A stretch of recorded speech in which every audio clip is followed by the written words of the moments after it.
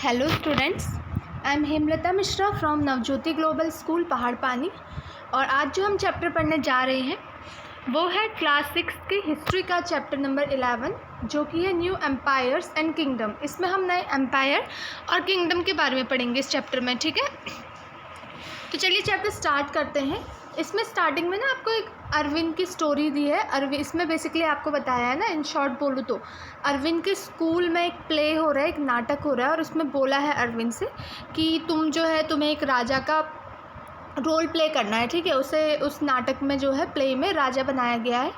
तो उसमें उससे जैसे राजाओं की होती है ना, राजा महाराज जैसे मार्च करते हैं, और उनकी क्या इतनी बड़ी बड़ी मूँछें होती है ना, बड़ी बड़ी उसकी मूँछें, और उसकी जो तलवार है उसमें सिल्वर पेपर रैप करके, ठीक है। ये सारी चीज़ें हैं, मतलब ये बेसिकली बताया है कि ये ड्रेसअप रहेगा, बड़ी मूँछें उसकी और तलवार, जैसे एक राजा होता है ना वैसे। अब देखिए फिर क्या हुआ। Imagine his surprise when he was told he would also have to sit and play a veena and recite poetry। अब देखिए, चलो उसे ये तो पता था कि मुझे राजा का रोल करना है, लेकिन मतलब वो सरप्राइज़ तब हुआ जब उससे बोला कि तुम्हें क्या है, तुम्हें बैठना है और तुम्हें वीणा भी बजाना है। तो मतलब वो यही सोच रहा था कि ये म्यूजिशियन है या फिर मुझे म्यूजिशियन बनाया गया। म्यूजिशियन मतलब जो गाना वाना गाते हैं, बहुत सारे वेरियस इंस्ट्रूमेंट बजाते हैं ना, मुझे म्यूजिशियन जो बनाया गया या फिर मुझे किंग बनाया गया है। क्योंकि हम बहुत कम सोचते हैं ना, जैसे कि जो किंग है वो वीणा बजाते होंगे ये वो।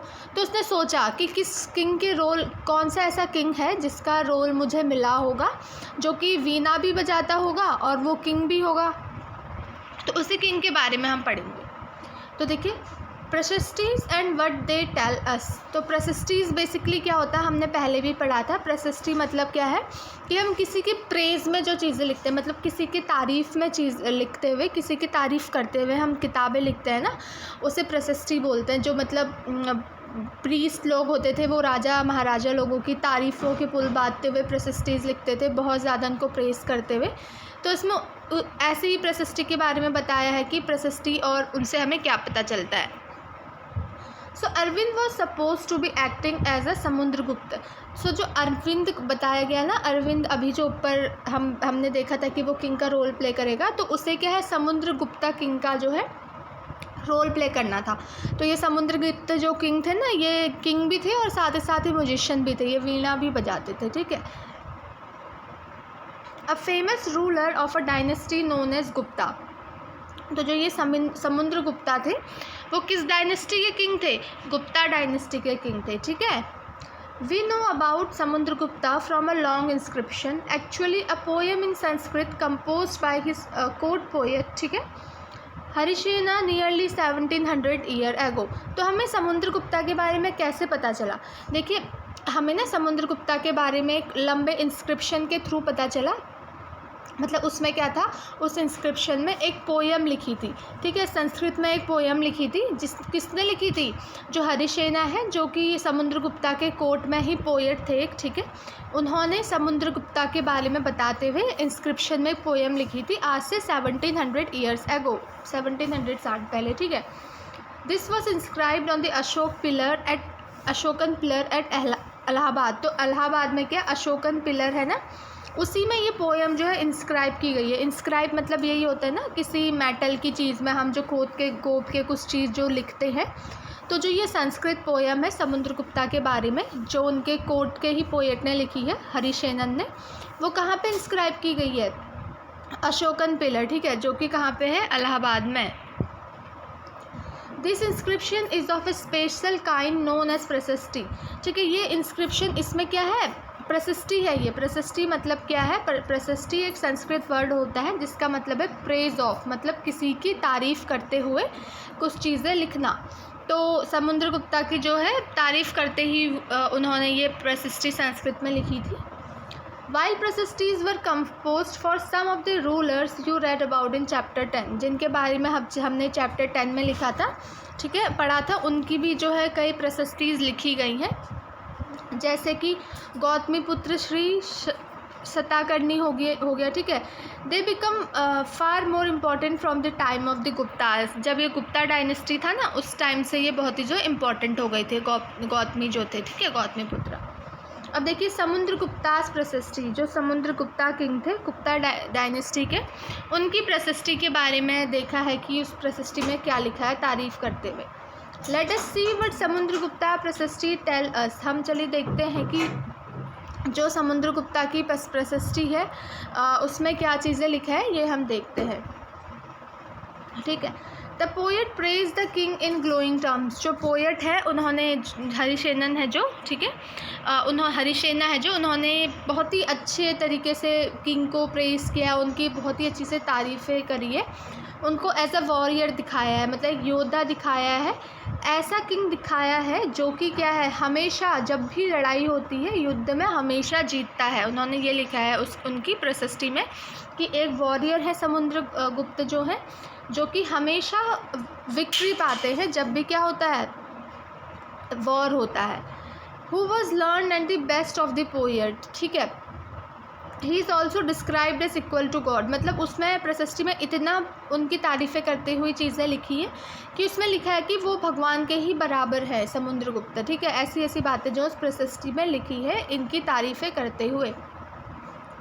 द प्रशस्ति was compose in very long sentences, here is a part of one such sentence. तो प्रशस्ति में बहुत ही लंबे लंबे सेंटेंसेस लिखे हुए हैं। एक सेंटेंस यहीं पे देखिए, एक सेंटेंस दिखाया है कि एक सेंटेंस में उनकी तारीफ़ करते हुए क्या लिखा है। तो लिखा है समुद्रगुप्त द वॉरियर, मतलब योद्धा एक। तो इसमें बताया है कि उनकी बॉडी बहुत ही चार्मिंग है, ठीक है, बहुत ही अच्छी है, और उनकी बॉडी में क्या है, ब्यूटी ऑफ, मतलब जो उनके मार्क्स आए हैं ना, जो घाव निशान आ जाते हैं बैटल, जब योद्धा लड़ाई करते हैं तो उनमें बोला है कि उनकी ब्यूटी बताया उसको कि शरीर में उनके मार्क्स हैं, 100 ऑफ स्कार्स है, जो कि बैटल में जब लड़ाई होती है उसके वजह से जो है ये सारी चीज़ें उनकी आई हैं। तो एक सेंटेंस ये बताया है उनकी प्रशस्ति में से एक सेंटेंस, ठीक है। If you look at map, ठीक है, 7, you will notice an area shaded in green. अब देखिए यहाँ पे आपको एक मैप दिखाया है,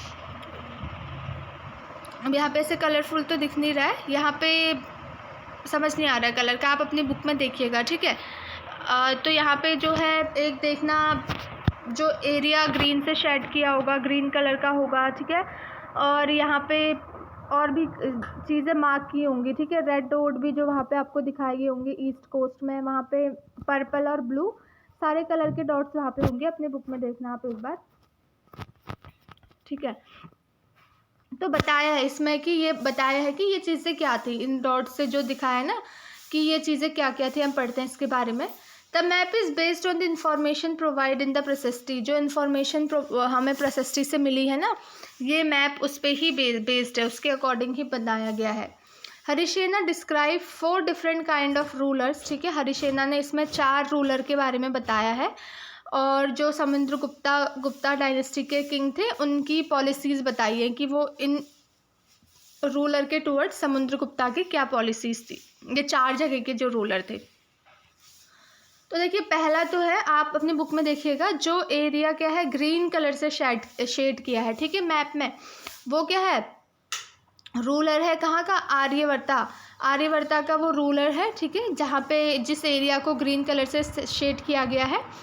तो रूलर्स ऑफ आर्यवर्ता, ठीक है, आर्यवर्ता जगह का नाम होगा। तो इस जगह पे ये जहाँ पे ग्रीन कलर से शेड किया है, यहाँ पे टोटल कितने थे, 9 रूलर थे, 9 रूलर थे यहाँ पे इस जगह पे, जिनको कि क्या है समुद्रगुप्ता ने उनके एम्पायर से निकाल दिया था, ठीक है। मतलब उनका जो आर्यवर्ता एम्पायर था वहाँ से इन 9 के 9 रूलर्स को उन्होंने वहाँ से निकाल दिया था समुद्रगुप्ता ने, और जो है उसको अपने किंगडम का ही पार्ट बना लिया था, अपने एम्पायर का पार्ट बना लिया था समुद्रगुप्ता ने। तो पहला तो ये हो गया जो ग्रीन कलर से शेड है। अब जो दूसरा है ना, जो कि जिसमें आपको रेड डॉट दिखाए ना मैप में, देखना आप मैप में रेड कलर के डॉट होंगे, वो है रूलर ऑफ दक्षिणापथा। तो वो रूलर्स कहाँ के, दक्षिणापथा जगह का नाम होगा, वहाँ के रूलर्स है। यहाँ पे क्या है, हेयर देयर वर 12 रूलर्स, यहाँ पे टोटल 12 रूलर्स है। Some of whose capital are marked with red dots. तो उनकी 12 रूलर्स है, तो उनमें से जो उनकी कैपिटल है वो रेड डॉट से मार्क की गई है मैप में। तो यहाँ पे कि रूलर ने क्या किया था ना, इन्होंने क्या है जब इनकी और समुद्रगुप्ता की लड़ाई हुई थी तो ये लोग क्या है, दक्षिणापटना के जो रूलर है वो समुद्रगुप्ता से हार गए थे और उन्होंने क्या है, सरेंडर कर दिया था अपने आप को। सरेंडर का मतलब हवाले करना। तो यहाँ दक्षिणापटना के रूलर्स ने अपने आप को समुद्रगुप्ता के हवाले कर दिया था, क्योंकि ये लड़ाई में क्या थे, ये लोग समुद्रगुप्ता से हार गए थे। ठीक है, तो इन्होंने अपने आप को समुद्रगुप्ता के हवाले कर दिया। तो समुद्रगुप्ता ने फिर इनको अलाउ कर दिया कि ठीक है, तुम दोबारा से अपने राज्य पे रूल कर लो। पहले वाले को तो इन्होंने क्या करा, उनके पूरा किंगडम ही वहाँ से हटा दिया, उन सबको हटा दिया और अपना एम्पायर बना लिया उसको। दूसरे वालों ने क्या करा, इन्होंने दूसरे वालों के साथ क्या करा कि उन लोगों ने सरेंडर कर दिया। जब वो लोग हार गए तो समुद्रगुप्ता ने उनको दोबारा परमिशन दे दी कि तुम आप रूल कर लो। तो देखिए समुद्रगुप्ता जो थे वो बहुत ही फेमस जो थे एम्पायर थे गुप्ता डायनेस्टी के। ठीक है, फिर जो तीसरा था ना, the inner circle of neighbouring states including Assam, coastal Bengal, Nepal and number of gana sanghas in the north west, जो कि पर्पल में मार्क हुए हैं ना। अब मैप में आप देखिएगा, जो पर्पल कलर में जितनी भी चीज़ें आपको दिखाई, जितना भी एरिया आपको दिखाया गया है, ये लोग क्या करते थे ना, समुद्रगुप्ता के लिए बहुत सारे गिफ्ट लेके आते थे, उनके ऑर्डर्स को फॉलो करते थे और उनका जो दरबार लगता था ना, वहाँ पे भी ये लोग अटेंड होते थे। अब फोर्थ क्या है, the rulers of the outline areas marked in the blue on the map perhaps the descendant of the Kushanas and Shakas and the ruler of Sri Lanka, ठीक है, who submitted to him and offered daughters in marriage. तो देखिए जो area आपको blue colour का दिख रहा होगा, ठीक है, ये कौन थे, डिसेंडेंट मतलब उनके पूर्वज रहे होंगे, जो कुसानास और सकास, ठीक है, या फिर श्रीलंका के जो रूलर रहे होंगे। इन लोगों ने क्या किया था, समुद्रगुप्ता को अपनी बेटियां ऑफ़र की थी कि अगर तुम चाहो तो तुम हमारी बेटियों से शादी कर सकते हो। तो ये 4 रूलर्स के बारे में आपको बताया है इसमें कि समुद्रगुप्ता क्या क्या पॉलिसीज़ जो है इन पे लगाते थे। अब देखिए जीनियोलॉजीज इसमें पढ़ेंगे हम। जीनियोलॉजीज होती है ना, हेरिडेटरी जो होती है, हमारे पेरेंट्स हो गए फिर या ग्रैंड पेरेंट्स। तो देखिए most prashastis also mention the ancestor of ruler.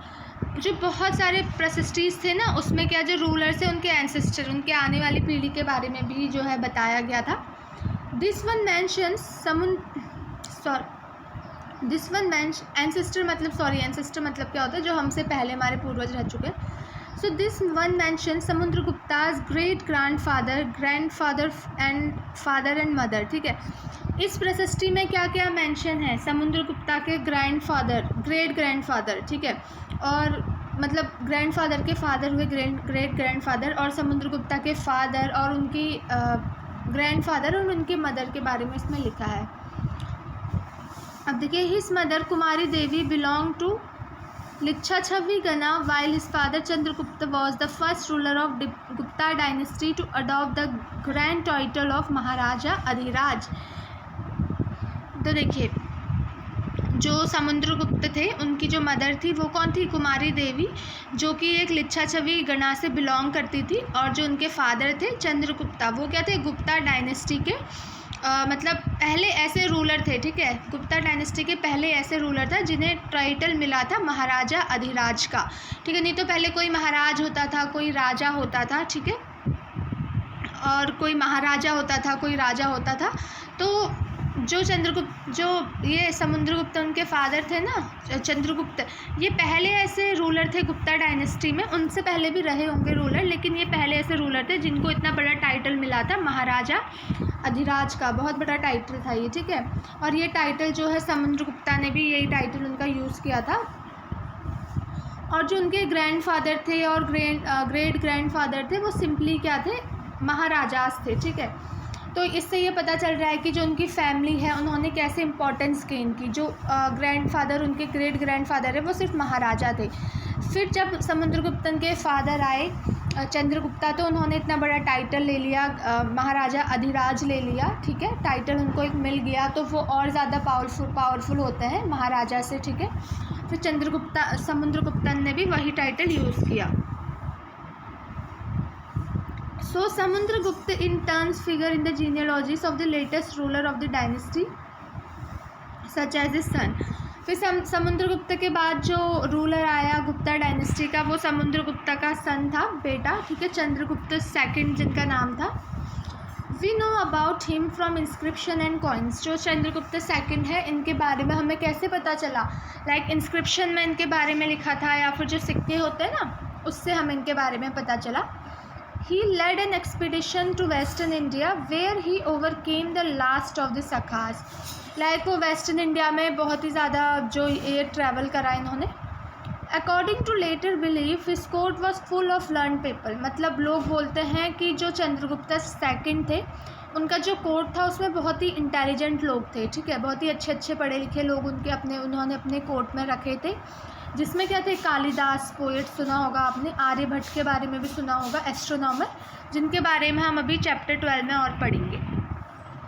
फिर देखिए हर्षवर्धन एंड हर्षचरिता। अब हर्षवर्धन और हर्षचरिता के बारे में हम पढ़ेंगे। While we can learn about the Gupta rulers from the inscription and coins, we can find out about some kingdoms from biography. अब देखिए जो गुप्ता डायनेस्टी थे, जो गुप्ता डायनेस्टी के रूलर्स थे, उनके बारे में तो हमें कहाँ से पता चला? लाइक जो प्रेसेस्टीज, जो इंस्क्रिप्शन में उनकी तारीफ़ें करते हुए चीज़ें लिखी थी, या फिर जो कॉइन्स थे, उनसे पता चला। लेकिन कुछ ऐसे भी रूलर्स हैं जिनका मतलब हमें कैसे पता चला है? उनके बारे में जो है लोगों ने क्या बायोग्राफी लिख रखी है, उनकी जो लाइफ की कहानी है, ठीक है, वो एक बुक के फॉर्म में उन्होंने लिख रखी है। तो देखिए Harshvardhan who ruled nearly 1400 years ago was one such ruler.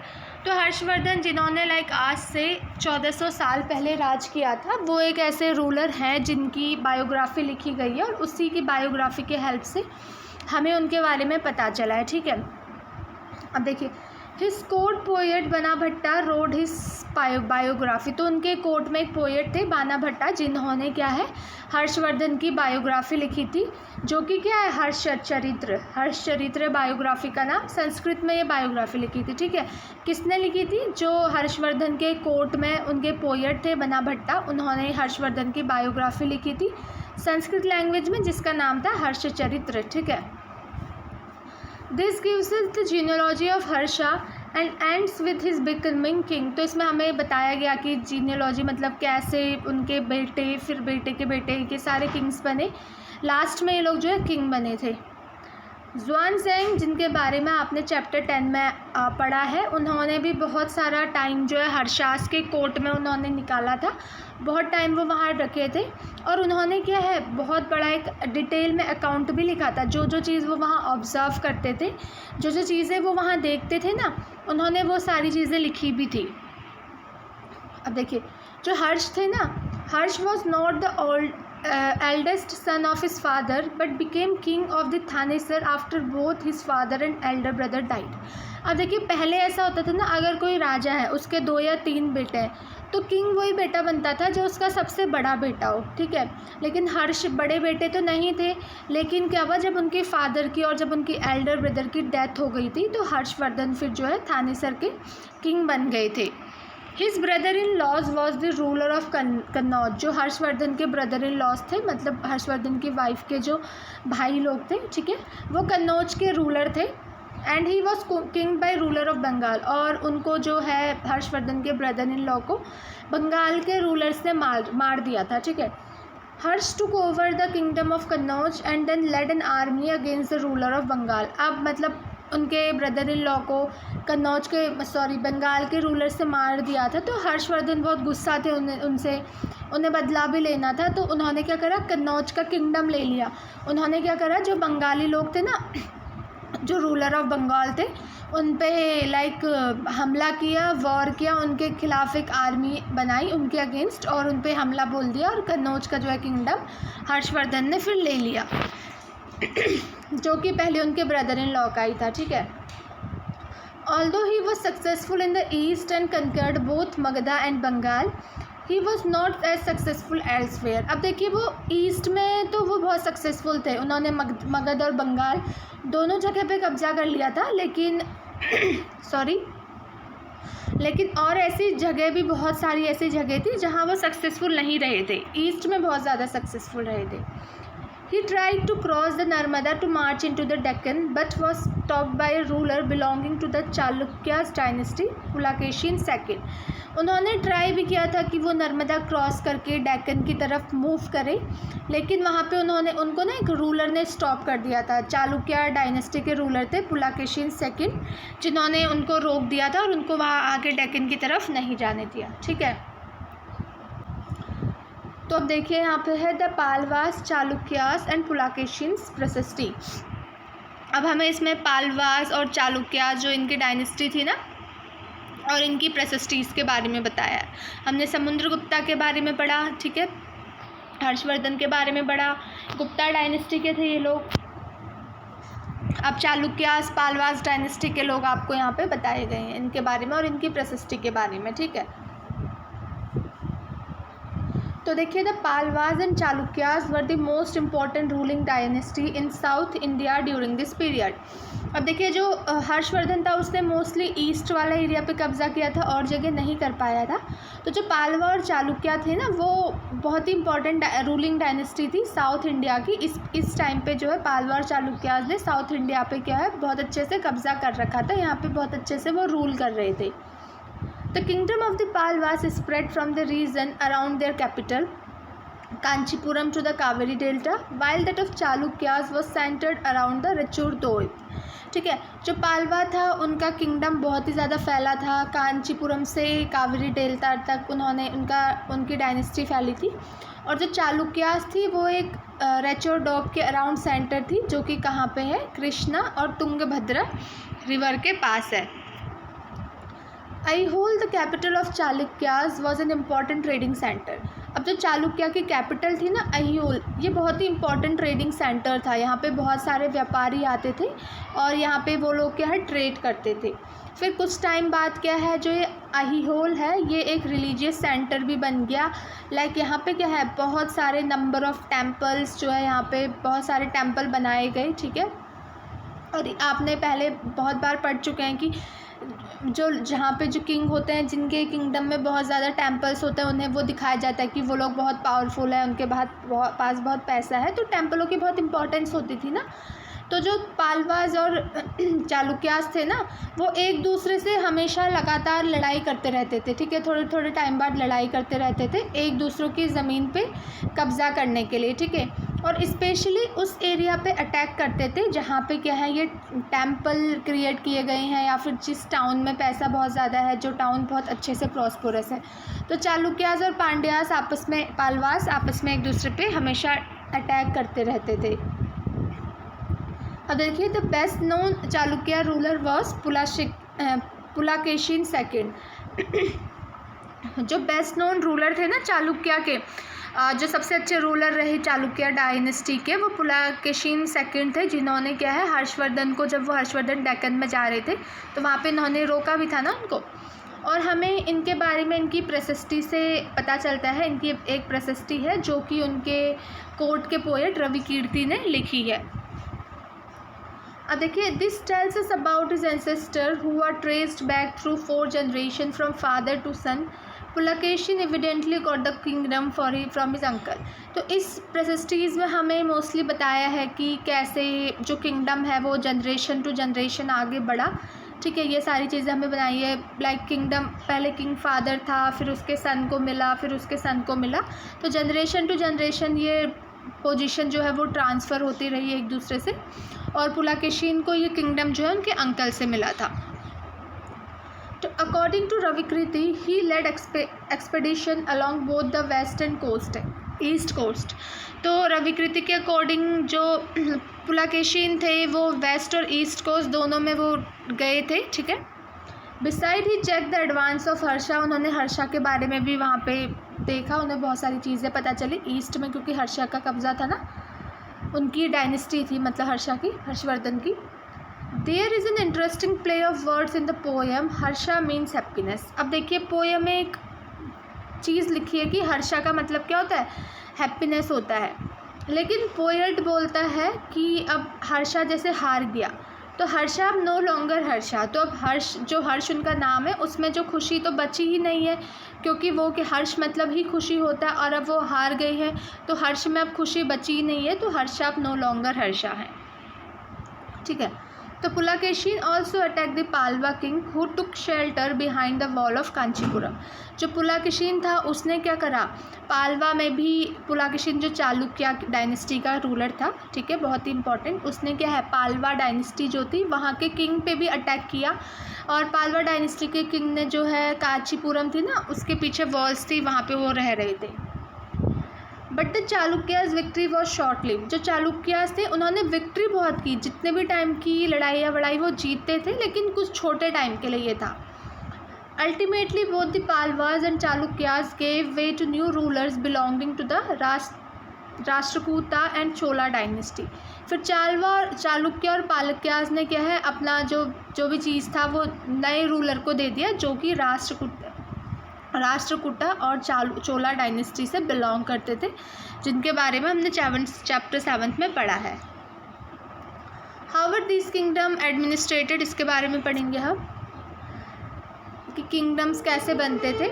As in the case of earlier kings land revenue remained important for these ruler. अब पहले के जो किंग थे ना उनके लिए जो लैंड था उससे जो रेवेन्यू आता था, क्योंकि वो टाइम पे एक फ़िक्स रेवेन्यू था जो वो कलेक्ट करते रहते थे, तो लैंड रेवेन्यू जो था वो बहुत इम्पॉर्टेंट था। और जो विलेज जो गांव था वो बेसिक यूनिट ऑफ एडमिनिस्ट्रेशन था, गांव से उन्हें टैक्सेस रेवेन्यूज़ मिलते थे ना। फिर उसके बाद क्या हुआ, कुछ नए डेवलपमेंट हुए।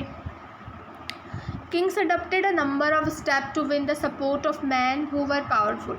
तो जो किंग लोग थे उन्होंने उनका सपोर्ट लिया, ठीक है, जो ऐसे मैन या वुमेन जो लोग पावरफुल हैं, लाइक सोशली हो या फिर इकोनॉमिकली हो, ठीक है, या फिर पॉलिटिकली मिलिट्री स्ट्रेंथ, ऐसे मतलब किंग्स लोगों ने ऐसे लोगों का साथ ऐसे लोगों को अपने आप से जोड़ना चाहा जो कि पावरफुल हो, कैसे भी हो सकते हैं, सोशली लाइक अपर कास्ट के हैं, या फिर पैसा अच्छी खासी लैंड है उनके पास, या फिर उनके पास अच्छी मिलिट्री है, तो उन्होंने ऐसे लोगों को अपने सपोर्ट में लिया। जैसे कि यहाँ पे बताया है कि सब important administrative post were now hereditary.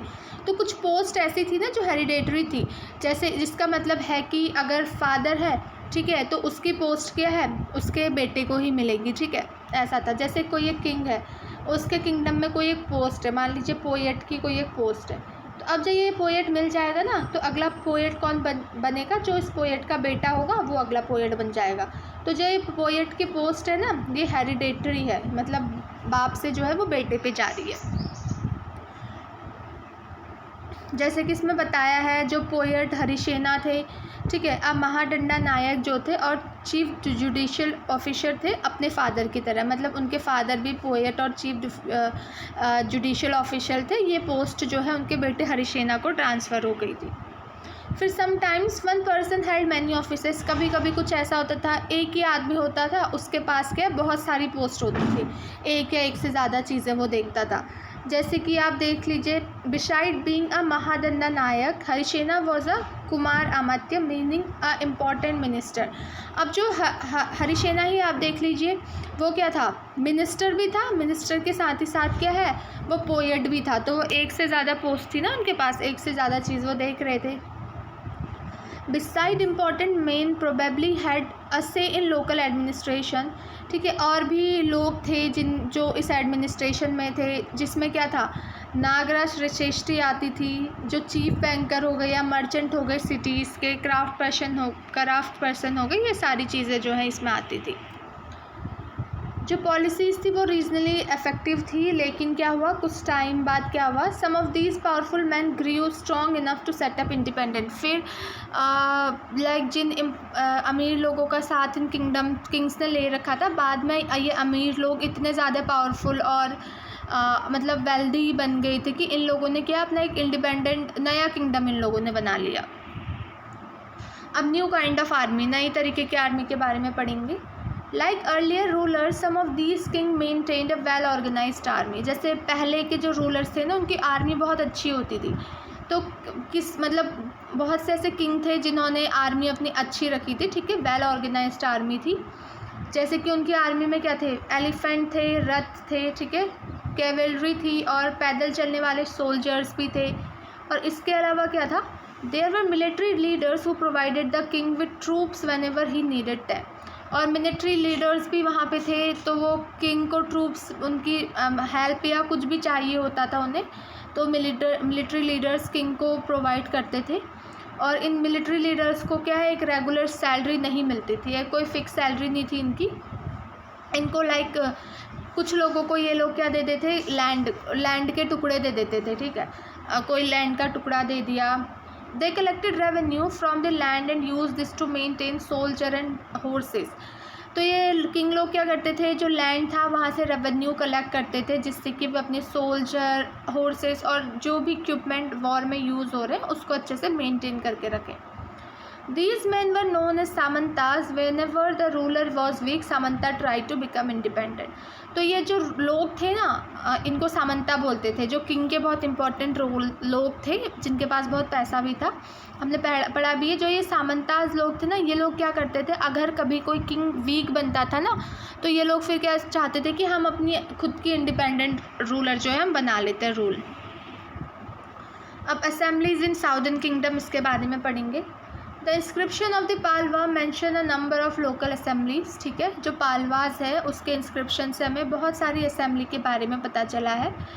These included the सभा which was an assembly of ब्राह्मण लैंड ओनर्स। इसमें क्या है, हमें सभा के बारे में पता चला है। सभा क्या होती थी, असेंबली, यहाँ पे मीटिंग होती थी, जो ब्राह्मण लोग थे, जो ब्राह्मण लैंड ओनर्स थे, उनकी मीटिंग होती थी। These assembly functioned through subcommittees which looked after irrigation, agriculture, operation, making roads and local temples। तो इस कमेटी में बेसिकली, इस असेंबली में वो लोग होते थे जो क्या काम करते थे, इरिगेशन देखते थे, इरिगेशन का काम, सिंचाई करने का, एग्रीकल्चरल का काम, रोड वोड बनानी हो कहीं पे, लोकल टेम्पल्स, तो वो लोग देखते थे। बेसिकली इस कमेटी में वो लोग होते थे जो ब्राह्मण्स लोग थे, जिनके पास लैंड होती थी अपनी।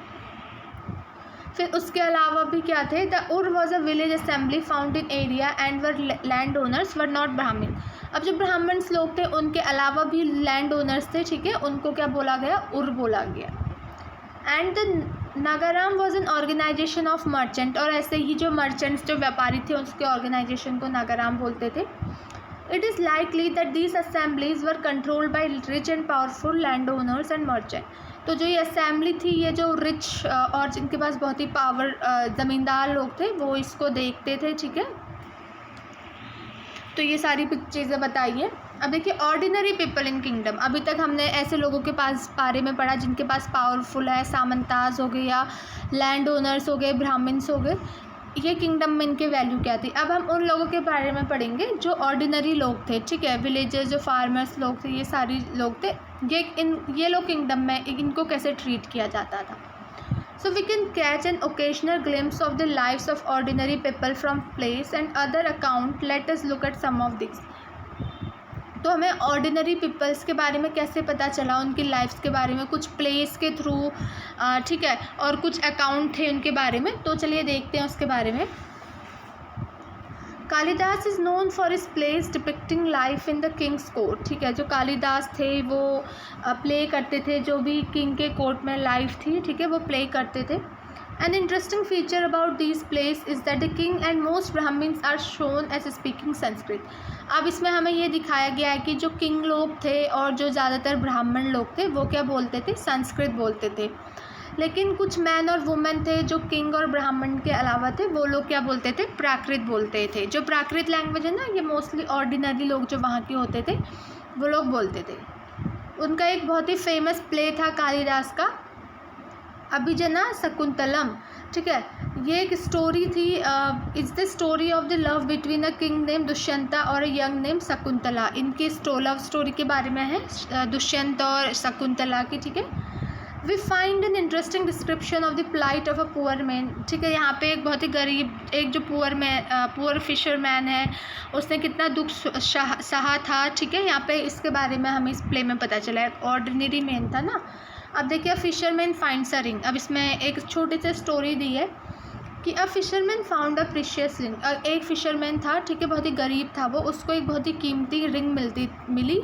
और वो रिंग क्या थी, जो दुष्यंत ने किसको दी थी, शकुंतला को दी थी, ठीक है। But which had been accidentally swallowed by a fish, जो कि गलती से एक फ़िश ने स्वेलो कर ली थी। When he went to the place with it, the gateman accused him of theft. अब देखिए फिशरमैन था ये, तो इसको रिंग मिली वो, जो कि किंग ने शकुंतला को दी थी। ये रिंग क्या है, गलती से किसी एक फ़िश ने निगल ली थी, तो इस फिशरमैन को ये रिंग मिली। तो वो उनके दरबार में गया कि मैं ये रिंग वापस दे आता हूँ उनको, राजा दुष्यंत को। तो वहाँ पे जो गेट में दरबारी थे, लोग थे, उन्होंने उसे पकड़ लिया और उसे चोर की तरह बोला कि तुम चोर हो। और जो वहाँ के चीफ पुलिस ऑफिसर्स थे, उन्होंने भी उससे बहुत ही गंदी तरीके से व्यवहार किया। लेकिन क्या हुआ, the king was happy when he saw the ring and sent a reward for the fisherman. जो किंग था वो बहुत खुश हुआ, जब जो दुष्यंत था वो बहुत खुश हुआ जब उसने वो जब वो रिंग देखी, और उसने क्या है उस फिशरमैन के लिए गिफ्ट भी भेजा फिर। लेकिन जो पुलिस ऑफिसर्स थे, वहाँ के गेटमैन थे, उन्होंने ये डिसाइड किया ना कि हम क्या हैं, जो ये किंग फिशरमैन है, इससे क्या है कुछ पैसा हम भी हड़प लेंगे। तो इसमें ऑर्डिनरी लोग के इस प्ले में मोस्टली किसके बारे में बताया गया है, जो ऑर्डिनरी लोग है, जैसे फिशरमैन है, वो आम आदमी है, उसके लाइफ के बारे में बताया गया है। The Chinese pilgrim Faxian noticed the plight of those who were treated as untouchable by the high and mighty. अब इसमें जो चाइनीज़ पिलग्राम, ये जो पिलग्रिम्स थे चाइनीज़, ठीक है, ये लोग बहुत आते थे इधर पे तीर्थ यात्रा करने के लिए। तो फाजियान थे, जब वो यहाँ आए तो उन्होंने देखा, बहुत ही दुख और दर्द देखा ऐसे लोगों का, मतलब जिनको लोग लो कास्ट के समझते हैं और अनटचेबल उनको ट्रीट करते हैं, जो हाई कास्ट के लोग होते हैं ना, तो उनके दुख दर्द के बारे में उन्होंने बहुत देखा, ठीक है। और उन्होंने ये भी देखा कि उनको शहरों में कैसे रहने भी नहीं दिया जाता था। और वो लिखते हैं कि if such a man enters a town और a market place, he strikes a piece of wood in order to keep himself separate. तो बोलते थे ना, अगर ये ऑर्डिनरी मैन जो ये है, अगर ये मार्केट में आता भी था ना, तो अपने साथ ये क्या एक डंडी लेके आता था, और वो डंडी को क्या है ज़मीन में मारते रहता था उससे, जिससे कि लोगों को पता चल जाता था कि हाँ ये नीची जाति का लोग है, नीची जाति का आदमी है। तो फिर उसके अगल बगल कोई लोग जाते ही नहीं थे, उसको टच करने से भी जो है वो भागते थे वहाँ से। तो फाजियान ने इसके बारे में लिखा है कि कैसे लोग इनके साथ जो है व्यवहार किया करते थे, ऊंची जाति के लोग, ठीक है। तो ये सारी चीज़ें थी जो हमने इस चैप्टर में पढ़ी, ठीक है। गुप्ता डायनेस्टी के बारे में पढ़ा, चालुक्यास पालवास के बारे में पढ़ा, ठीक है। सो आई होप मैंने आपको जो चीज़ें समझाई हैं आपको समझ में आई होंगी। So thank you so much.